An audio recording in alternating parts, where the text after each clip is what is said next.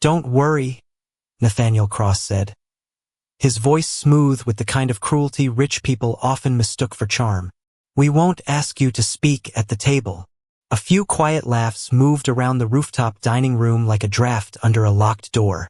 Ariana Brooks stood still beside the long white-clothed table, one hand beneath a silver tray of untouched champagne flutes, the other resting lightly against the seam of her pressed black uniform.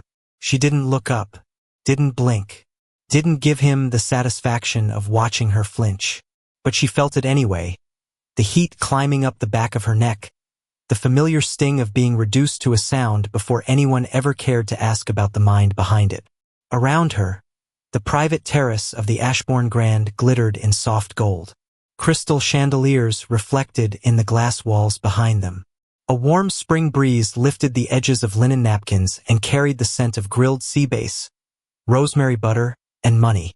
Manhattan stretched below in a sheet of cold light and tiny moving headlights, but up here, 38 floors above the city, the air belonged to people who never had to explain themselves. Ariana had learned that quickly. In rooms like this, there were two kinds of people, the ones who were heard and the ones who were expected to disappear. Nathaniel Cross had built his whole life around making sure he was the first kind. At 39, he had the polished confidence of a man who had never been told to wait his turn. His tuxedo fit like it had been sewn directly onto his frame. His watch alone probably cost more than Ariana's mother made in a year.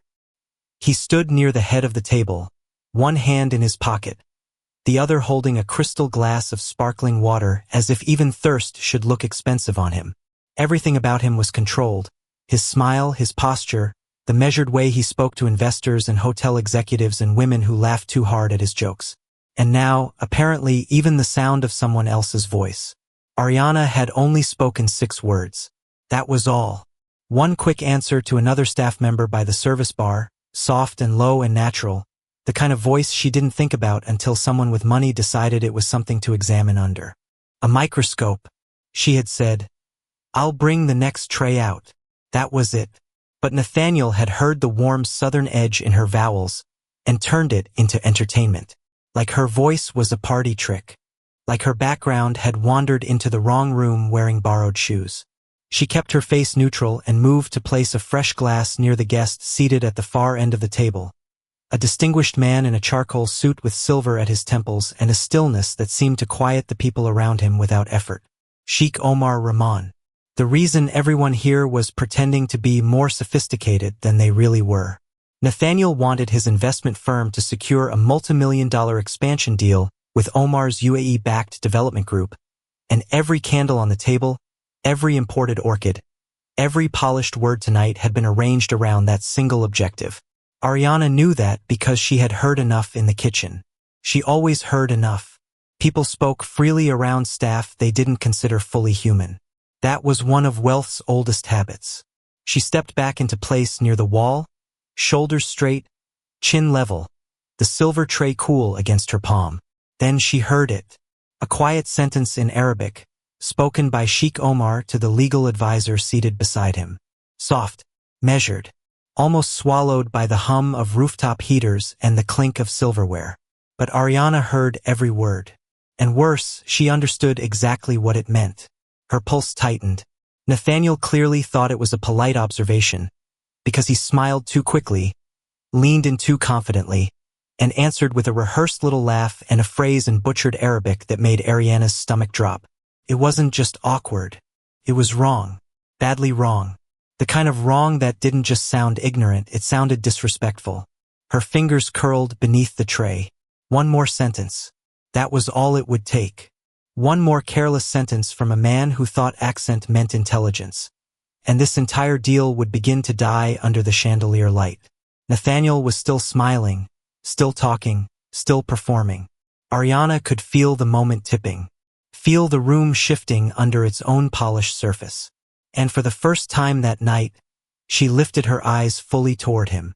The room did not move, but Ariana felt the balance of it shift all the same. Was always like that when people with money made mistakes they were too powerful to recognize. The air changed first. The laughter thinned. The silverware quieted. Even the rooftop heaters seemed to hum more softly, as if the night itself were waiting to see whether someone would save a man who had just insulted the wrong person in front of the wrong witness. Ariana kept her breathing slow and even, in through the nose, out through the mouth. The same rhythm she had taught herself years ago in hospital waiting rooms and crowded buses and job interviews where people smiled politely until they heard her last name, saw her skin, and decided she belonged somewhere smaller than the chair she was sitting in. She knew this moment. Not this exact room, not these exact faces, but the shape of it. The terrible pressure of knowing something important while standing inside a body the world had already decided to underestimate. Her eyes flicked once toward Sheikh Omar. He had not corrected Nathaniel. That told her everything. It had not been an accident. It had been a test. Clean one. Elegant. Quiet. The kind powerful men preferred because it allowed them to learn everything they needed to know without ever raising their voices. Nathaniel, of course, had no idea. He was still smiling with that polished confidence that came from never having had to question whether a room belonged to him. We believe in family-centered legacy, he was saying now, his voice smooth, controlled, expensive. That is at the heart of everything Cross Meridian builds. The legal advisor beside Sheikh Omar said nothing. He only folded his napkin once and set it beside his plate with almost ceremonial care. Ariana's stomach tightened. Nathaniel had used the wrong phrase in Arabic a second earlier. Not a harmless slip. Not a cute mispronunciation. He had taken a word tied to honor and lineage and twisted it into something that sounded transactional, almost insulting, especially in a room built around trust. If he kept talking, if he tried to perform one more phrase he clearly did not understand, the deal would not explode. It would do something worse. It would cool. It would drift. It would become one of those elegant, polite failures rich people described later as a timing issue. Ariana could already hear the language of it. She had read enough about diplomacy to know how often pride killed opportunities before facts ever got a chance to intervene. Her thumb pressed into the underside of the tray until the metal edge marked her skin. She should stay quiet. That was the rule. It was always the rule. Staff did not interrupt. Staff did not clarify. Staff definitely did not rescue billionaires from their own arrogance in front of international investors. She could already imagine the fallout if she stepped out of line. Her supervisor's face. Human resources. A cold meeting in a back office with too much beige and not enough oxygen. Maybe worse.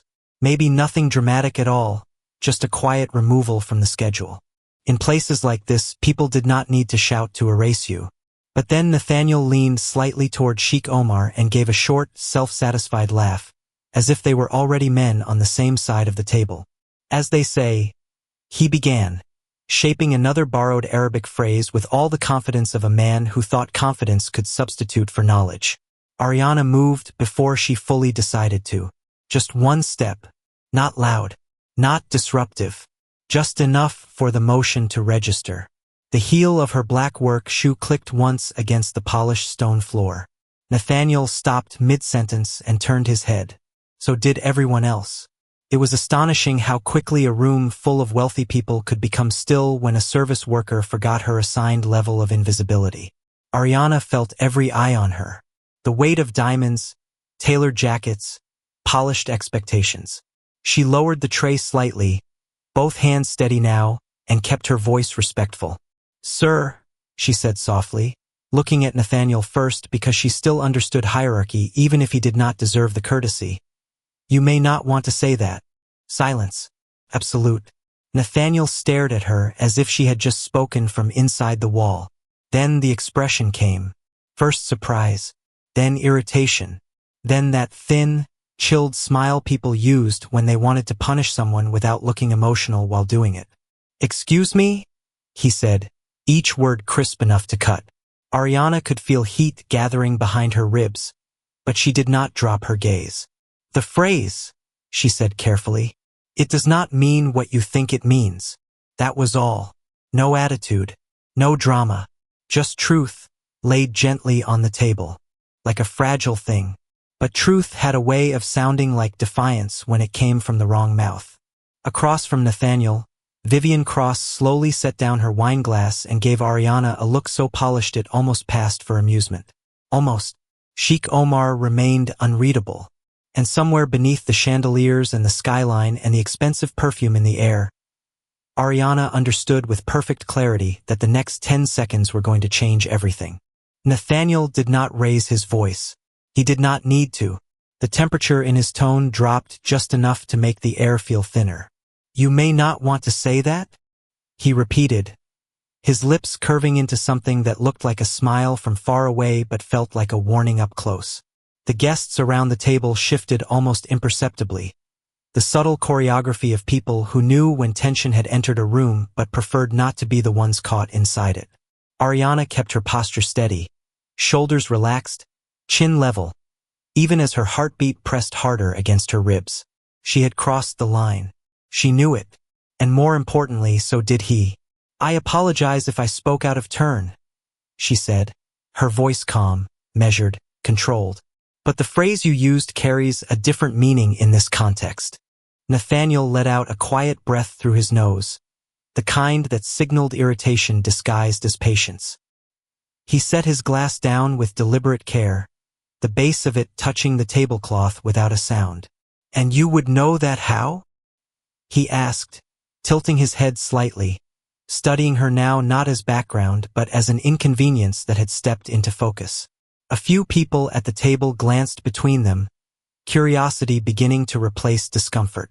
Vivian leaned back in her chair, one hand lightly touching the stem of her wine glass, her expression sharpening with interest. Ariana felt the weight of the question settle on her.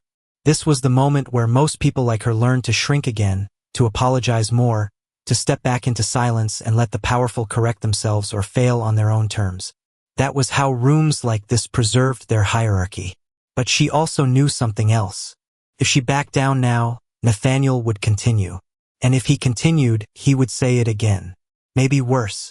Maybe in a way that could not be recovered with a polite laugh and a change of subject. She chose her words carefully.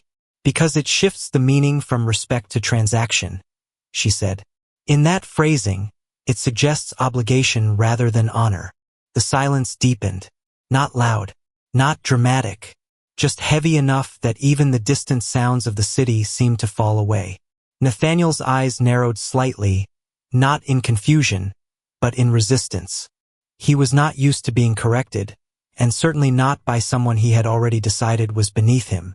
"That is not what I said," he replied, his voice firmer now. "That is exactly what you said," Ariana answered, still respectful, still composed, but no longer retreating.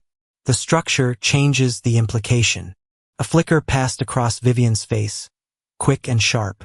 Not quite annoyance, not quite amusement. Something in between, like watching a performance she had not expected to enjoy. Across the table, Sheikh Omar finally moved. Not much, just a small shift of his hand, fingers resting more deliberately against the edge of his plate. But it was enough to draw attention.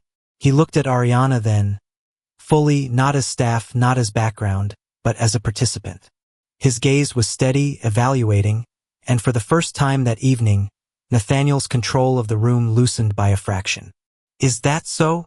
Sheikh Omar said quietly, his voice smooth and precise, carrying across the table without effort. He spoke in Arabic again, slower this time, more deliberate, as if placing each word where it could not be mistaken. Ariana felt the language settle into place in her mind, familiar, structured, alive with nuance. She did not rush. She did not glance at Nathaniel for permission. She simply answered, also in Arabic, her tone respectful, her pronunciation clean, her cadence natural in a way that could not be memorized from an app or borrowed from a phrasebook. The effect was immediate. The legal advisor looked up sharply. Vivian's hand stilled against her glass. And Nathaniel did not move at all. For a brief second, something real broke through his composure. Not anger, not yet, something closer to disbelief. Ariana continued, still in Arabic, clarifying the phrase, explaining the distinction, restoring the original intent with a precision that left no room for misunderstanding. When she finished, she lowered her gaze slightly, not in submission, but in respect for the conversation she had just entered. Sheikh Omar held her gaze for a moment longer, then gave a small, almost imperceptible nod. It was not dramatic. It was not exaggerated. But in a room like this, it was everything. Nathaniel's fingers tightened slightly against the edge of the table. He had built his authority on certainty, on the assumption that he understood every space he walked into. And now, in front of the one man he needed to impress, that certainty had cracked. Not loudly, not publicly, but enough that everyone at the table had seen it happen. And Ariana knew, with a quiet, steady clarity, that there was no going back to being invisible after this. For 3 full seconds, nobody at the table said a word. The rooftop lights glowed warm against polished glass and silver cutlery, but the silence had changed temperature. It was no longer the soft, curated quiet of a luxury dinner. It was the sharper kind, the kind that arrived after a truth had entered the room and everyone was still deciding whether to acknowledge it. Ariana stood with the tray lowered at her side, her fingers no longer trembling. Not because she was unafraid, but because fear had finally been replaced by something steadier. She had done it now. There was no slipping back into the wallpaper after speaking like that. No returning to the safety of invisibility. Across from her, Sheikh Omar looked at her with a level of attention that made the rest of the room feel suddenly less important. "Where did you study?" he asked in Arabic, his tone calm, but direct. The question landed differently than Nathaniel's had. It was not a challenge meant to humiliate. It was genuine, that somehow made it harder to answer. Ariana swallowed once before replying. "Georgetown," she said in Arabic first, then in English for the rest of the table. For a while, the words were simple, but they carried the weight of years she rarely let herself touch. Vivian let out a soft laugh that sounded almost accidental. "For a while," she repeated, as if the phrase itself amused her. That is one way to describe it. Nathaniel did not look at his sister. His eyes were still on Ariana, and there was something unsettled in them now. Not just irritation, calculation. He was trying to reorder the room in his mind, trying to understand how a woman he had mentally filed under service staff had just stepped into a conversation he could not control. "You studied Arabic?" he asked, too casually, the strain just barely hidden beneath the smoothness of his tone. Ariana met his gaze for the first time without lowering hers. "Middle Eastern Studies," she said, with a language concentration. The legal advisor across from Sheikh Omar finally shifted in his chair. "Classical or regional?" he asked, now clearly interested. Ariana answered without hesitation. "Both. Mostly Levantine and Gulf dialects. My professors believed diplomacy lives in the details." That got a reaction. Not loud, not dramatic, just the subtle kind that mattered more in rooms like this.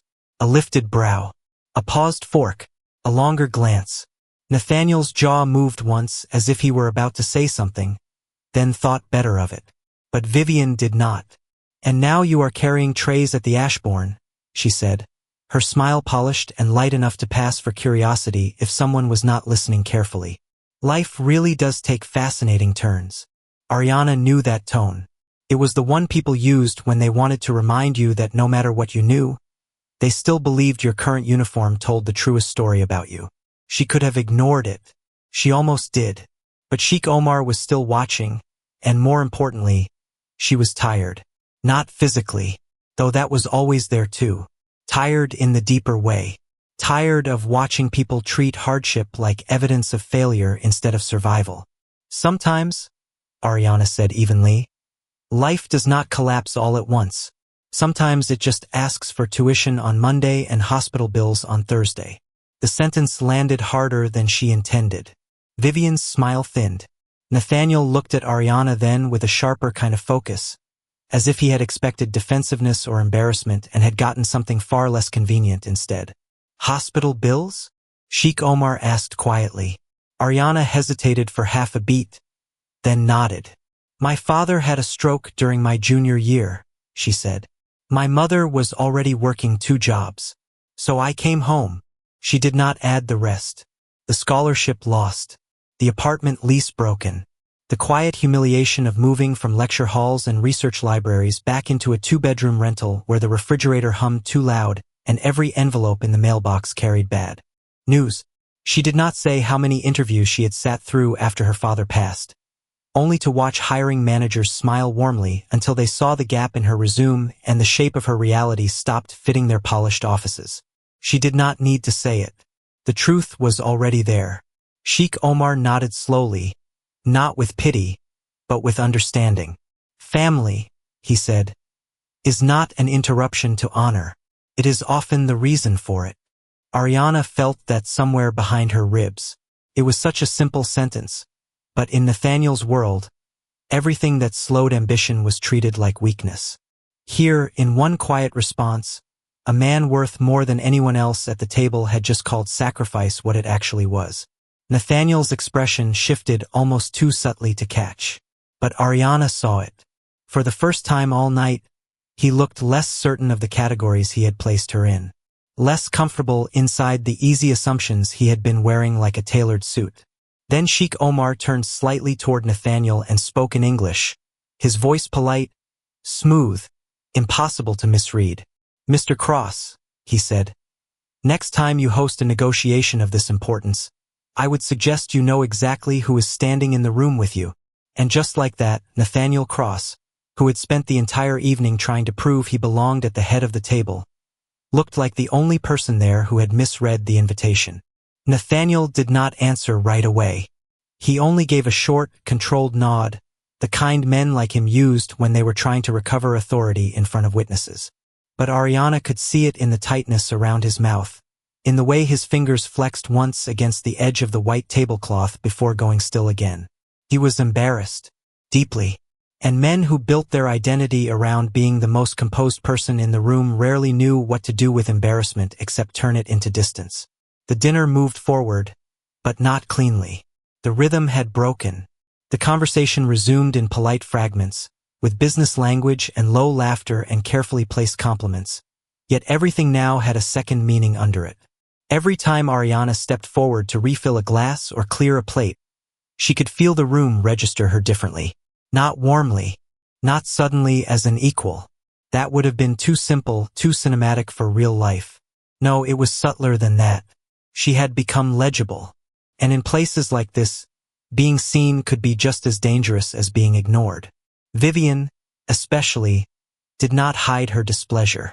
She did not say anything openly cruel again, but her eyes followed Ariana with a sharpened sort of attention, as if she were now a stain on the evening's design. Once, when Ariana leaned in to replace a folded napkin beside a guest's plate, she heard Vivian murmur to the woman beside her, "These hotels really do hire the most complicated help now." The woman gave a thin laugh and took a sip of white wine, pretending not to have heard herself. Ariana did not react. She had learned long ago that dignity sometimes looked less like confrontation and more like refusing to shrink under someone else's smallness. Still, the words sat cold in her chest. Complicated help. As if intelligence became inconvenient the moment it arrived in the wrong body. As if the problem tonight had not been Nathaniel's arrogance, but Ariana's refusal to stay decorative. She kept moving, tray balanced, shoulders square, expression neutral. But inside, old memories had started rising like sediment stirred from the bottom of a glass. The internship coordinator who once told her she was remarkably articulate with the kind of smile that made the compliment feel dirty. The hiring manager who had asked if she thought her tone would fit a client-facing role. The admissions donor at a campus dinner who had assumed she was catering until she answered a policy question better than his son. It was never just one moment, never just one person. That was what people like Nathaniel and Vivian never understood. Mockery was rarely about one sentence, one laugh, one dinner. It was cumulative. 1,000 tiny erasures stacked so high they became architecture. By the time dessert arrived, the skyline beyond the terrace had darkened fully into glass and stars and traffic. The candles had burned lower. The creme brulee had been plated in thin white dishes edged with gold. Ariana moved quietly between chairs, collecting used forks and untouched coffee spoons, when she heard Sheikh Omar speak again. "Miss Brooks," he said, not loudly, but with enough clarity to still the nearest conversations. Ariana turned. "Sir," he gestured, to the empty seat at the far end of the table, the one that had remained unoccupied all evening beside the legal advisor. "Please," he said, "sit for a moment." The request hit the room like a dropped crystal glass, though nothing actually shattered. Ariana froze. Her training rose instantly to the surface. Staff did not sit with guests. Staff definitely did not sit at a negotiation dinner hosted by a billionaire who had already made it painfully clear he did not consider them part of the conversation. She looked instinctively toward the service entrance. Her manager was not in sight. Then, against her better judgment, her eyes moved to Nathaniel. He had gone very still. Not angry exactly. More like a man watching control slip from his grasp one elegant inch at a time. "That is not necessary," he said smoothly, with a faint smile that was meant to sound gracious and landed closer to strained. "Miss Brooks is working." Sheikh Omar did not look at him. "And yet," he said, "she has been the most useful person in the room." The legal advisor lowered his gaze to hide what might have been the beginning of a smile. Vivian's jaw tightened. Ariana felt heat rise under her collar. Useful. The word should not have mattered. But it did. Because for one strange, suspended second, someone with actual power had chosen not to reduce her intelligence into novelty. He had simply acknowledged it. No performance. No surprise. No patronizing delight. Just fact. Ariana hesitated, then set the tray carefully on the side station near the wall. The silver edge clicked softly against the polished wood. Every step she took toward the table felt unreal. Her black work shoes made almost no sound against the stone floor, but she could hear her own heartbeat louder than the city below. She reached the chair and paused, one hand resting lightly against its back. "Only if it does not disrupt the evening," she said, because years of navigating rooms built for other people had taught her to make herself smaller even while stepping forward. Sheikh Omar inclined his head. "It may improve it," he said. So Ariana sat, not fully relaxed, not comfortably, just carefully, spine straight, hands folded in her lap, the black fabric of her uniform suddenly feeling more visible than ever against the white linen and candlelight. She did not belong at that table by any rule the room had started with. But that was exactly what made the moment dangerous. Because now everyone had to confront the possibility that maybe the rules had been wrong. Nathaniel lifted his water glass and took a measured sip, but his face had changed. The ease was gone, the practiced charm. In its place was something quieter and harder to read. Not just irritation, something closer to reckoning. And Ariana, sitting there beneath the chandelier glow in the same uniform he had mocked less than an hour ago, understood with absolute clarity that the real humiliation of the night had only just begun. The chair felt different once she was in it. Not softer, not more comfortable, just heavier somehow, as if the act of sitting where she was never meant to sit carried its own physical weight. Ariana kept her hands folded neatly in her lap, fingers lightly interlocked so no one would see the pulse moving at the base of her thumb. Around her, candlelight shimmered in crystal stems and polished silver, but the warmth of the room still had not returned. The skyline beyond the terrace windows looked distant now, all sharp light and dark glass, as if the city itself had stepped back to watch what came next. No one resumed eating. The untouched desserts sat like props in front of people who suddenly had no appetite for performance. Sheikh Omar turned slightly toward Ariana, his expression thoughtful, his voice lower now, less formal than before. "You left Georgetown after your father became ill," he said. It was not phrased as a question. Ariana nodded once. "Yes, sir. And you never went back?" She looked down briefly at the gold rim of the dessert plate in front of her. "No," she said. "There were bills. Then more bills. Then time passed." She did not say how quickly a dream could become something you were no longer allowed to touch because your family needed groceries more than your ambition needed validation. She did not say how many mornings she had stood in line at pharmacies or sat on the edge of a hospital bed translating discharge papers while pretending not to be scared. Those details did not fit elegantly between linen napkins and imported porcelain, but they lived inside every word she spoke. Sheikh Omar listened without interrupting. There was no pity in his face, and that made it easier somehow. Across the table, Nathaniel had gone unusually quiet. He had spent the entire evening shaping the mood of the room with ease, but now he seemed to understand that any attempt to regain center stage would only make him look smaller. So he said nothing. And in that silence, Ariana became aware of something almost unfamiliar. Space. She had space to speak without being cut off. Space to breathe without being corrected. Space to exist without first being explained. "Do you miss it?" Sheikh Omar asked.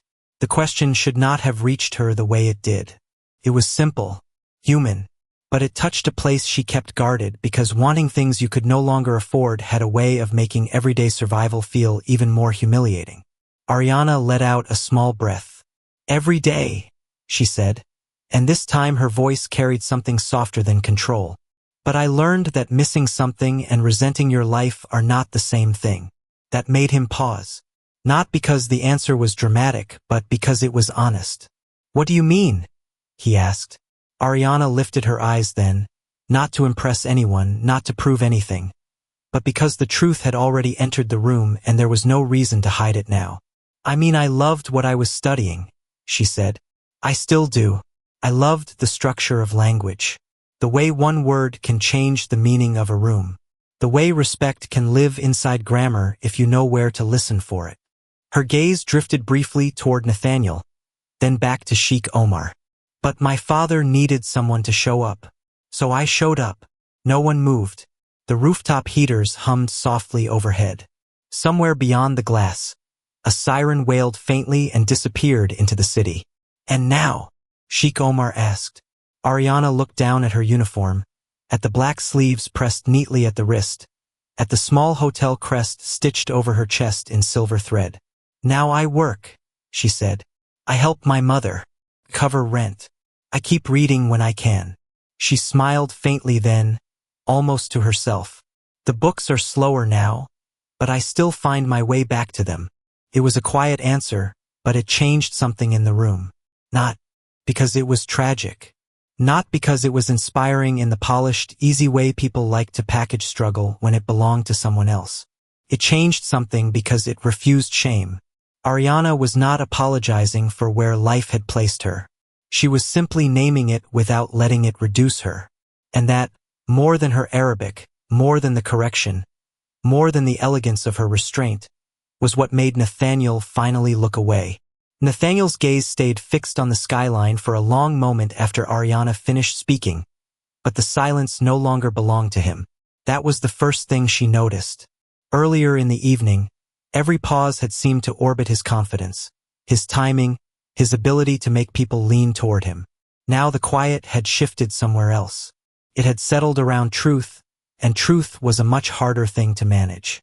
Sheikh Omar reached for the small espresso cup beside his dessert plate and lifted it without drinking. "Language," he said after a moment, "has a way of exposing character faster than business ever does." His voice was calm, almost conversational, but every person at that table understood the sentence had not arrived by accident. Nathaniel gave a small nod, the kind that admitted nothing while trying not to appear defensive. "I agree," he said, "which is why accuracy matters." It was a decent recovery line. Smooth, controlled, but Ariana could hear the strain in it now, the faint stiffness of a man trying to restore himself from the outside in. Sheikh Omar turned his attention fully toward him. "Then let us be accurate," he said.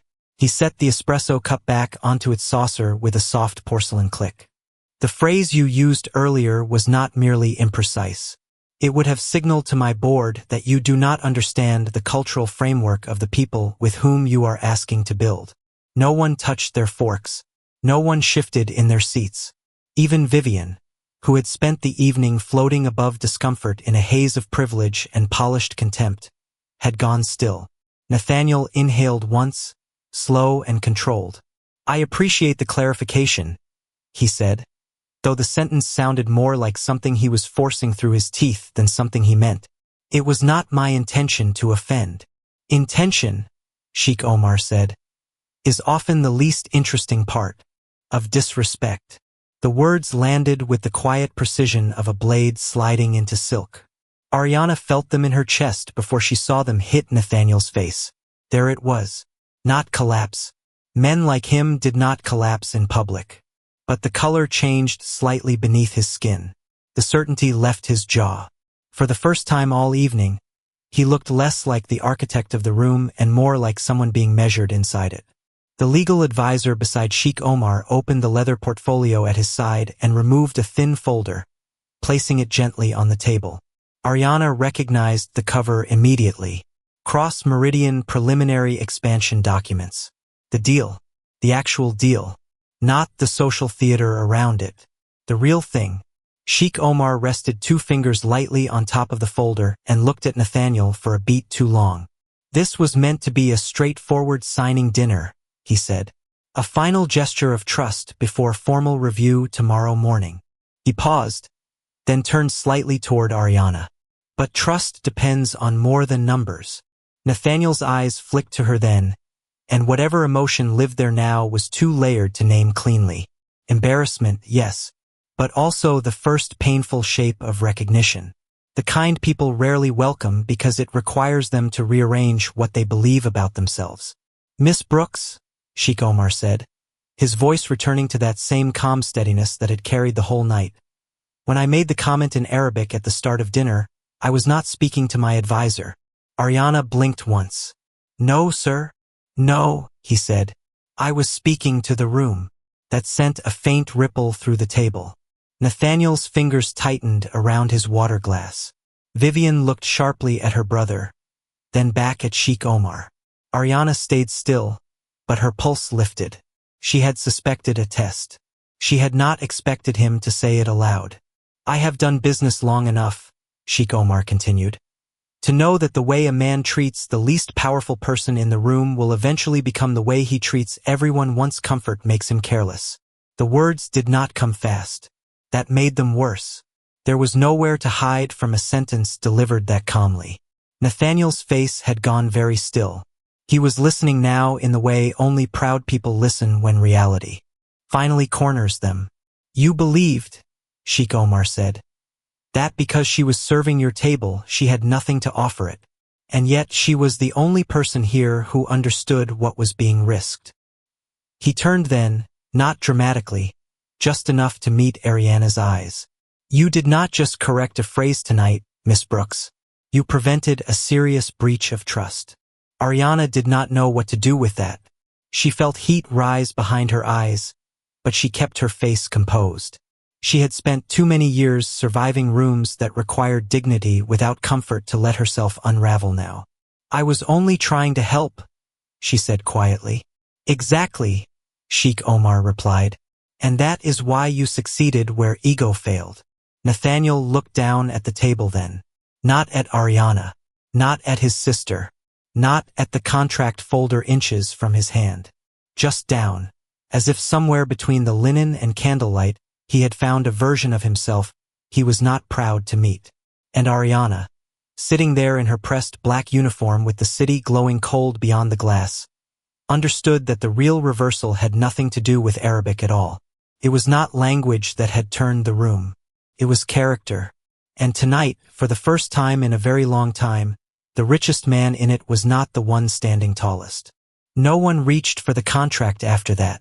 The folder remained on the white linen like something sacred and dangerous at the same time. A quiet reminder that business was never only about numbers, no matter how many men in tailored suits liked to pretend otherwise. Ariana sat perfectly still, her back straight against the chair, her palms resting lightly in her lap so no one would notice how warm they had become.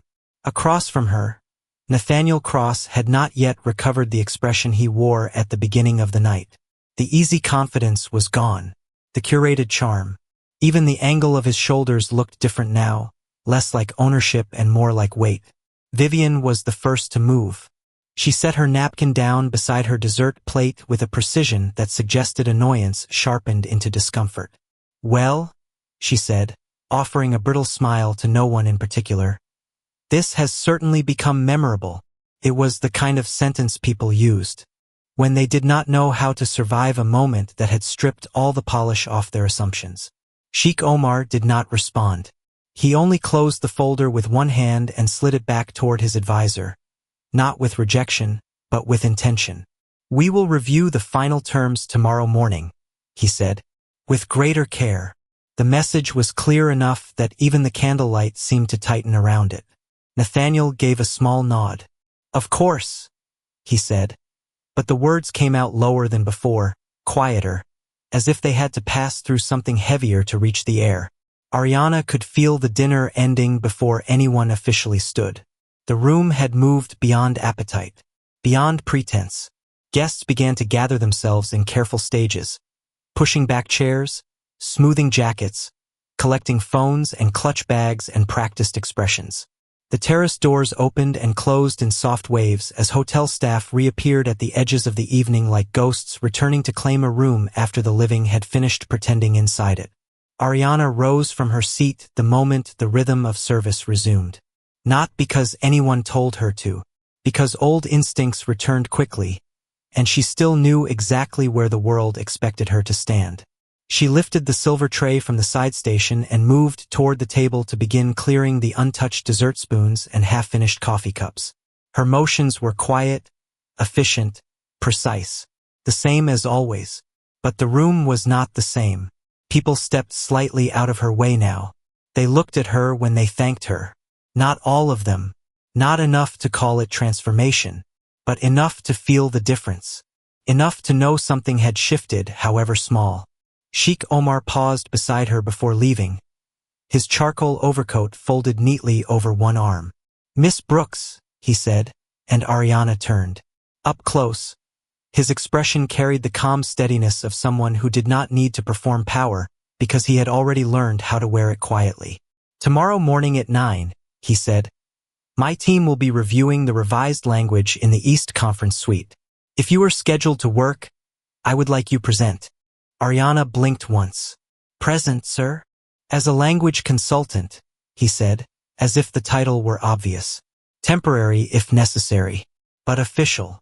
For a second, she forgot the tray in her hands, forgot the candlelight, the skyline, the soft music beginning again somewhere near the terrace doors. Her throat tightened around words she could not immediately find. I am not sure the hotel would allow that," she said carefully. Sheikh Omar's mouth curved into the faintest hint of a smile.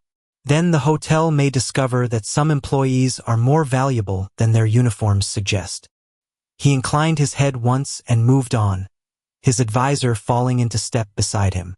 Ariana watched him go, the silver tray suddenly feeling both heavier and lighter than before. Then she turned and nearly collided with Nathaniel. He had not left with the others. He stood only a few feet away near the end of the table, jacket still buttoned, one hand resting loosely against the back of a chair, as if he had not yet decided whether he deserved to stay or needed to leave. Up close, he looked less polished somehow. Not disheveled. Men like him rarely appeared disheveled. But there was a crack in the surface now. Something human had finally made it through. Ariana adjusted the tray in her hands and waited. He opened his mouth once, then closed it. That, more than anything, unsettled her. Nathaniel Cross did not seem like a man who often struggled for language. "Miss Brooks," he said finally, and even that sounded different now, not softened, just stripped of whatever careless superiority had wrapped around it before. Ariana met his eyes. "Sir." He glanced briefly at the tray, then back at her, as if seeing the whole scene too clearly for the first time. The uniform, the dishes, the absurdity of what this evening had revealed. "I owe you an apology," he said. The sentence landed so plainly that for a second she almost did not trust it. Not because it was dramatic, because it was not. It was quiet, bare, deprived of performance. Ariana stood still, her fingers resting along the cool edge of polished silver, and felt the entire night narrow into that single moment. Not the chandelier light, not the contract, not the Arabic, just a white billionaire standing in the aftermath of his own arrogance, finally forced to speak without the protection of a crowd. And when he looked at her again, there was no mockery left in his face at all. only the uncomfortable beginning of shame. Nathaniel's words lingered between them, not loud, not dramatic, just present in a way that made everything else feel unnecessary. Ariana did not answer immediately. She had spent years hearing apologies that were not really apologies, words shaped to protect the speaker more than repair the moment. But this one felt different, not because it was perfect, because it was uncomfortable, because it had cost him something to say it. She shifted the tray slightly in her hands, the polished surface catching a thin reflection of the chandelier above, and met his gaze without lowering her own. "You do," she said quietly, her voice even, not sharp, not soft, just steady. Nathaniel exhaled, the sound almost invisible, and gave a small nod as if accepting a verdict he had already reached himself. "I judged you," he said, "without knowing anything about you." He paused, searching for the rest of the sentence, but there was nowhere to hide from it now. "And I was wrong." Ariana let the silence sit for a moment. She could feel the weight of everything that had happened still moving through the room, even as staff cleared the last of the plates and the terrace doors closed softly behind departing guests. This was not a moment for performance, not for revenge, not for triumph shaped like humiliation in return. That would have been easy, but easy was not what she had learned to carry. "You did not just judge me," she said. "You dismissed me." The words were not loud, but they landed with a clarity that made them impossible to ignore. Nathaniel's expression tightened slightly, not in defense, but in recognition. Ariana continued, still calm, still controlled. "You heard my voice and decided what I was worth before I had the chance to speak." She lifted the tray slightly, then set it down on the side station beside them, freeing her hands not to confront him, but to stand fully as herself. "That is the part people do not always understand," she said. "It is not the words. It is what the words assume." Nathaniel did not interrupt. He did not try to correct or soften anything she said. He just listened, and that alone marked a difference from the man he had been at the start of the night. Ariana looked at him for a moment longer, then let out a slow breath. "But you are not the only one who has done that," she added. "Which means you also have a chance to not be the same man tomorrow." The sentence hung there, simple and complete. No anger, no invitation, just truth offered without decoration. Nathaniel nodded once, more firmly this time. "I would like that chance," he said. Ariana did not answer that directly. Instead, she reached for the tray again, her fingers steady now, and turned slightly back toward the table. The night was ending. The room was returning to its usual shape, polished and quiet and carefully managed. But something inside it had shifted in a way that could not be undone by fresh linens or new guests. As she walked toward the service corridor, the soft sound of her shoes against the floor blending into the low hum of the building, she did not feel smaller. She did not feel invisible. She felt exactly what she had been all along. Seen. The next morning, the East Conference suite filled with light from floor to ceiling windows that overlooked the city in sharp, early clarity. The table was set again, this time with documents instead of plates, pens instead of silverware, water instead of wine. Ariana stood near the far end, no longer in motion, no tray in her hands, just a slim folder open in front of her and a pen resting between her fingers. Sheikh Omar sat across from her, his advisor beside him, reviewing a paragraph as Ariana spoke, her voice calm, precise, measured in both languages as she clarified a clause that required exact meaning to hold its value. Nathaniel sat at the other end of the table, listening, not interrupting, not performing, just listening. And when Ariana finished, the room remained quiet for a moment, not because anyone was unsure, but because they were considering something that had not been part of the original plan. Not the contract, not the investment, something simpler, something harder to measure. Respect. Ariana closed the folder gently and looked up, the morning light catching the small name tag pinned neatly against her uniform. The same uniform, the same name, but the room had changed. And this time, when she spoke, no one needed to be reminded to listen.